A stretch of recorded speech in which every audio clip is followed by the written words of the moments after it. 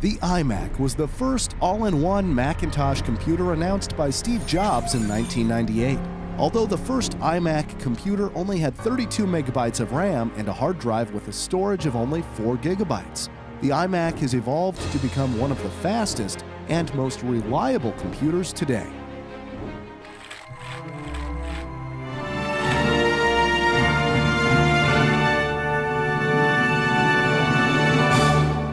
This is the evolution of the iMac. The first Apple personal computer was the Macintosh 128K, released on January 24, 1984 for $2,495. It had a 9-inch display and extremely low specifications, but at the time, these specifications were impressive and that led to strong sales of the Macintosh. Within a few months, 70,000 units were sold. Apple made many more computers, including the Apple Performa series. Unfortunately for Apple, these led to a series of setbacks, with more consumers choosing a Windows computer instead. Steve Jobs returned to Apple in 1996 and realized that things at Apple had to change. He saw the internet as a real opportunity to build an internet computer. An iMac comes from the marriage of the excitement of the internet with the simplicity of Macintosh. This is iMac.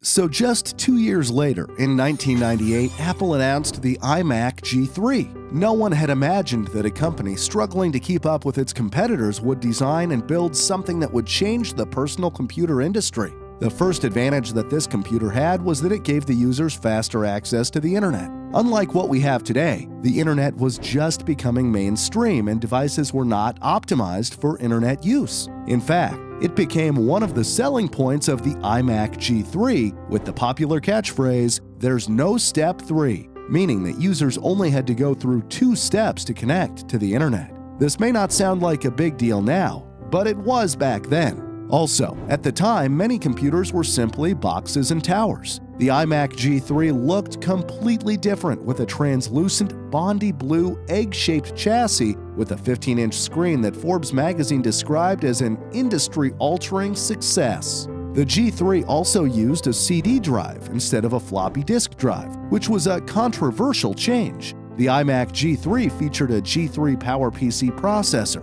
32 megabytes of RAM, 2 megabytes of video RAM, 4 gigabytes of storage, and a price of $1,299. It was a huge success, and it sold more than 280,000 units in the first 6 weeks after its launch.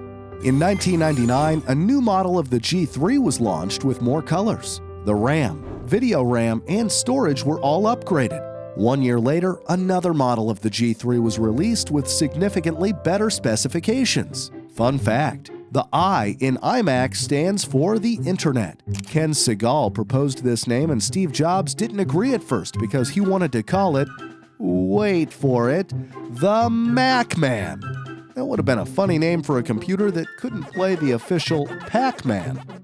Better put them hands together and act like you know up in here. In 2002, Apple introduced the iMac G4 with an improved design. The CTR monitor in the iMac G3 was replaced with a flat panel screen in the iMac G4. The screen was supported by a stainless steel arm attached to a hemisphere base. The design gave this new computer a unique look that made it seem as if the screen was floating in the air. This time, customers could choose between 15, 17, and 20-inch models. The G4 featured a faster processor, improved RAM and video RAM, 40 gigabytes of storage, and it had a starting price of $1,299. 2 years later, Apple completely changed the design of the iMac with the iMac G5. This was the first iMac that had its entire computer hidden behind a flat screen. The flat screen was supported by an aluminum stand, and it was considered the thinnest desktop computer at the time. The G5 was available in 17 and 20-inch displays, and the specifications were improved significantly.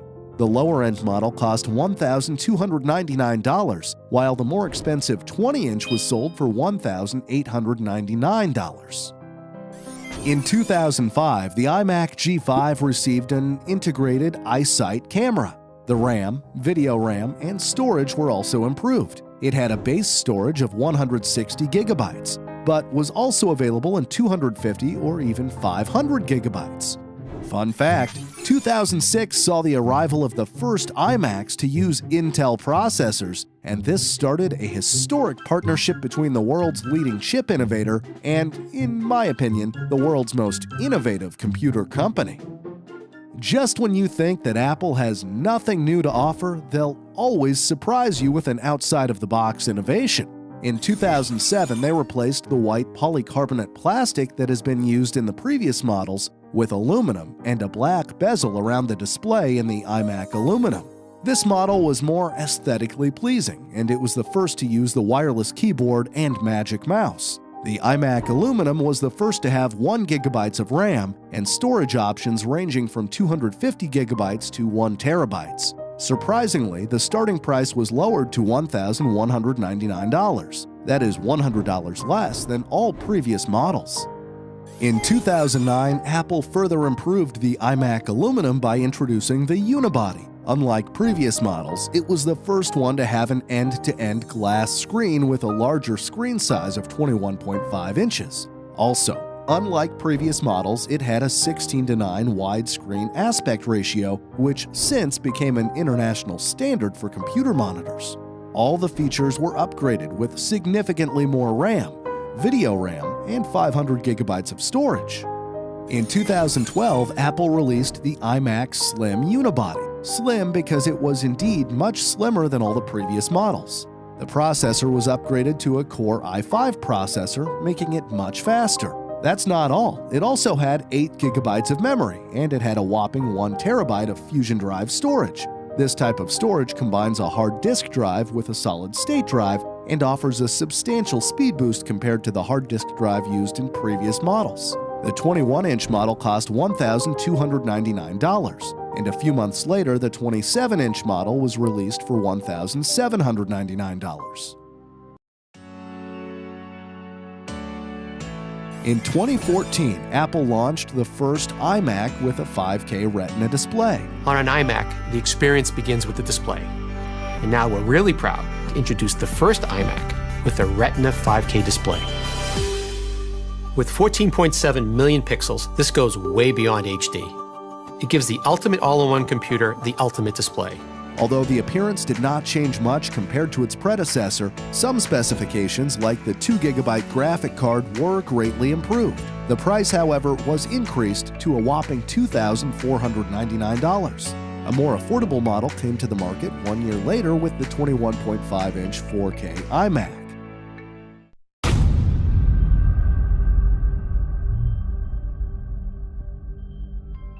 The iMac Pro is what would later be known as the most powerful Mac ever. This model was introduced in 2017 and is the last iMac that would have an Intel processor. The iMac Pro also has a 27-inch 5K Retina display and is equipped with powerful processors and graphic cards. All these features come at a very high starting price of, wait for it, $4,999.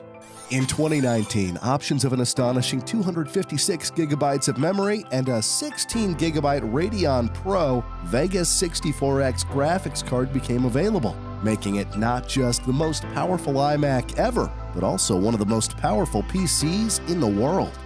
Fun fact, if you would have bought the iMac Pro with all of the best specs, the price would have been a massive $14,299. Say hello to the new iMac. You've never seen a computer like this before. In April 2021, the new iMac was announced. It is available in 7 different colors and is very thin. It can be this thin because of the new M1 chip. This chip combines CPU and GPU and is expected to be 85% faster than the iMac Pro. It's the M1 chip, which is kind of magic. And it makes the new iMac fast. Like, your apps open instantly fast. Like, check that text while you clean your inbox, while you share that photo, while you stream that show fast. That's fast. The new iMac comes with a 24-inch 4.5K Retina display, 8 gigabytes of unified RAM, 256 gigabytes of solid-state drive storage, and a starting price of $1,299. It is very impressive to see how the iMac has evolved throughout the years, and I can't wait to see how Apple will continue to innovate. Please subscribe so we can continue making educative animations.